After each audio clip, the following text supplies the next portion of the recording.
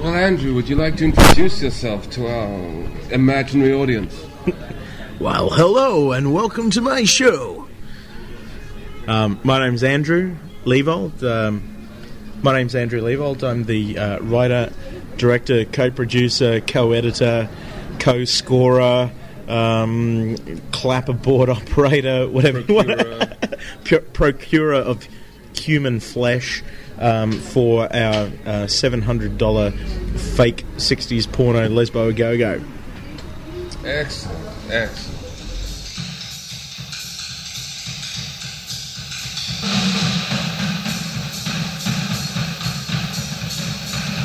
Jeffrey, what do you like to do?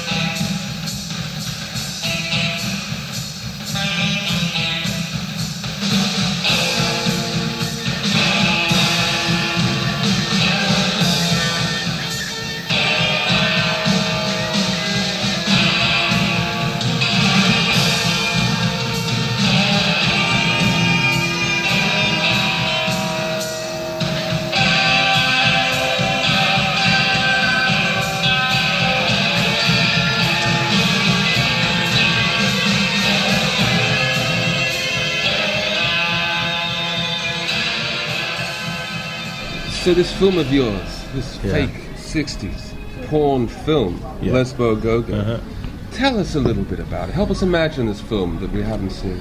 Okay, well, imagine it basically is a recreation of a typical 60s exploitation film. Not a parody or a homage or a spoof. It's more like the kind of film you'd see in a really dingy cinema, probably on 42nd Street around about 1966. So it was just before nudity was the go. It was pretty much a period when the most salacious aspects of the film were left to the audience's imagination. So if you can imagine a porn film without porn, a sex film without nudity, but loaded with every kind of imagined perversion and violent act against its unwitting, innocent protagonist. You can imagine that's basically Lesbo-A-Go-Go. It charts the downward spiral of our young, innocent, wide-eyed, virginal character Sugar down on this path of drug addiction and delirium through drug addiction and ultimately damnation at the hands of a quite understandably pissed off ex-girlfriend's ex-girlfriend. Well, yes. So lots of predatory lesbians and smoking, very salacious, and lipstick lesbianism. Yes, I noticed the lipstick lesbianism element. That's very strong in the film, yes. So, why did you make this film? Well, about 6 years ago, I was getting drunk with a friend of mine, Gregor, who's now living in London. So amazingly, I think he'll actually get to see the fruits of that long and drunken afternoon while we were watching a Doris Wishman movie called Another Day, Another Man from 1966, funnily enough. And as we were sitting through what is... Is this the one where the women get undressed for no reason, but not quite, and then get dressed again? Yeah, they strip down to their underpants and, dance around pointlessly to go-go music on their little transistor radios, and then, put their clothes back on. Right. We were sitting there wallowing in the madness of what is... one of the quintessential Doris Wishman pieces.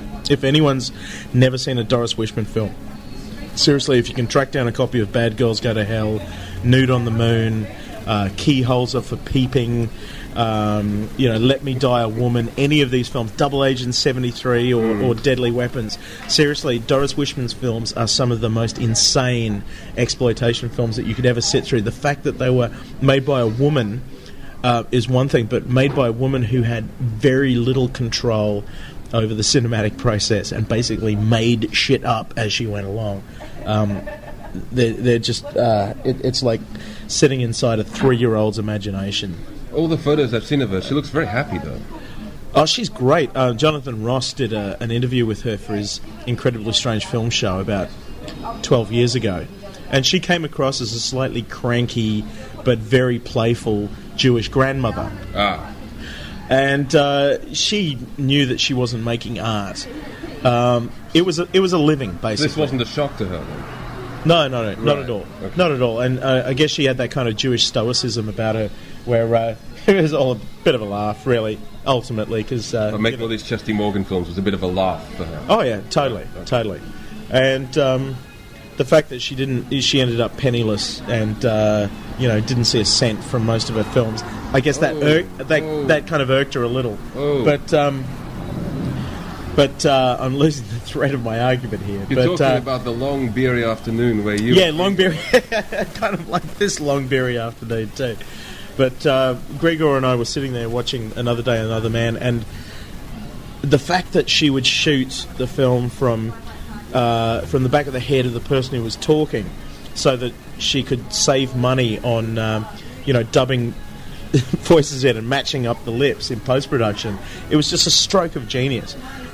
It seemed that she could find any possible shortcut when making a feature and would just use it over and over again. She would literally flog these techniques to death.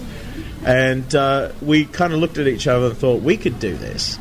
We could probably make a movie where you don't have to match the lips up and you could have all this pointless non-nudity and still get away with it. And so we started formulating our plans to make a tribute to Doris Wishman.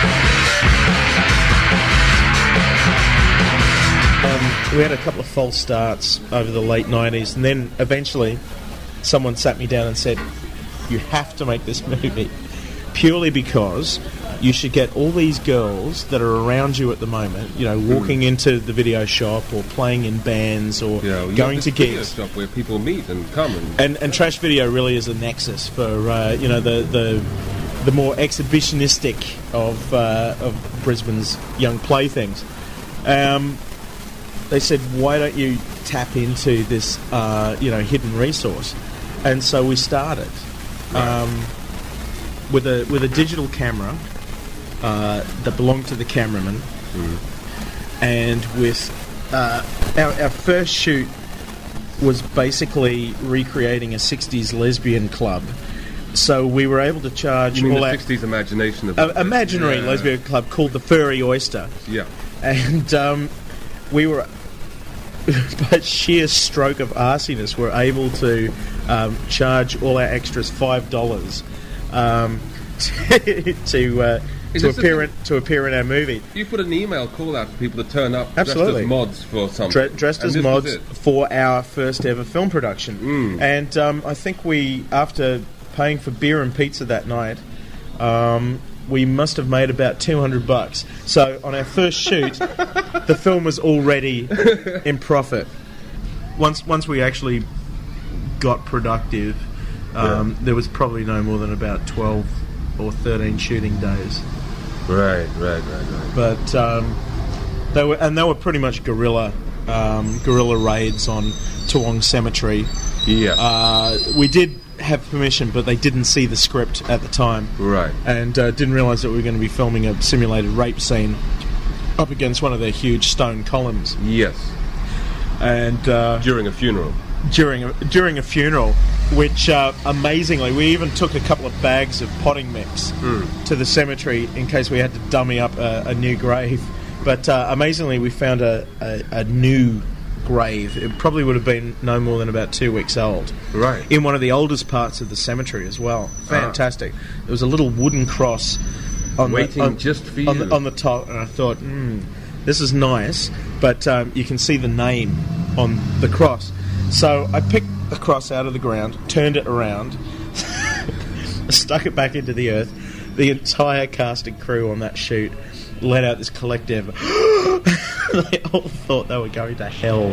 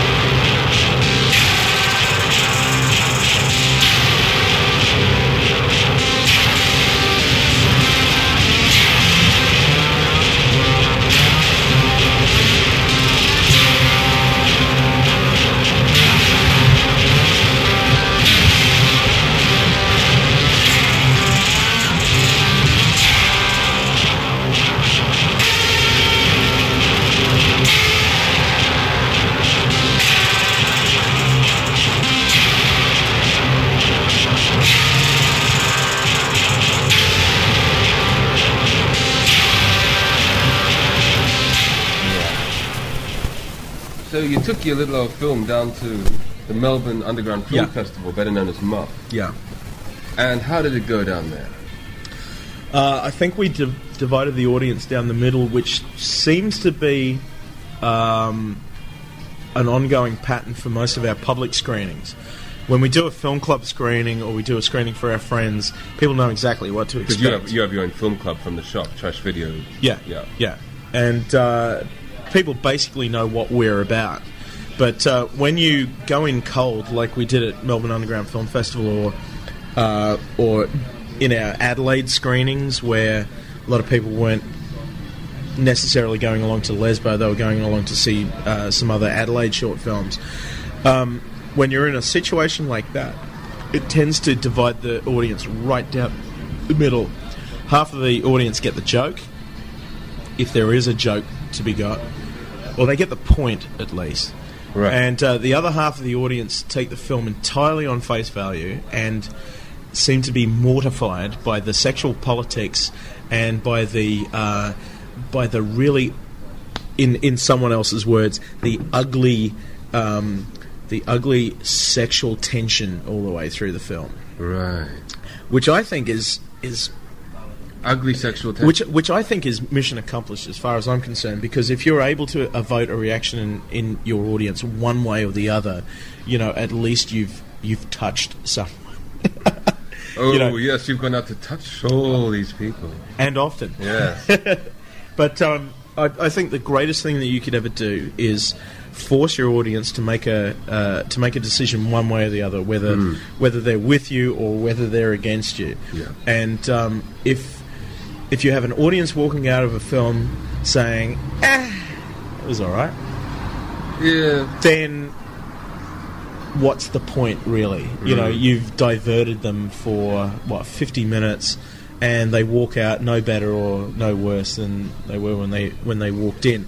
But if you're able to evoke a violently